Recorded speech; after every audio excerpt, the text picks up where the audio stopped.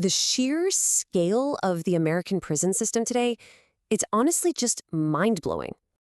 So, you gotta ask, why do we lock up so many people? What built this sprawling network? Right now, a jaw-dropping 1.6 million people are sitting inside American penitentiaries. That makes the U.S. a massive global outlier, locking folks up at literally 6 times the rate of Britain. But buried inside that massive number are some seriously shocking systemic racial disparities.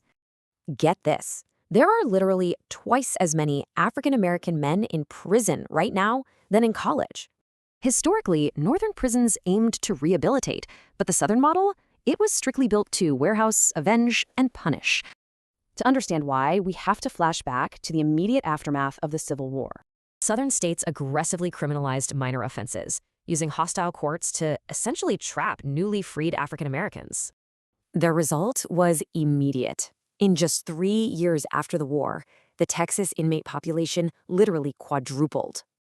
Enter convict leasing. This was a sinister mechanism explicitly designed to replace lost plantation slave labor. The reality was brutal.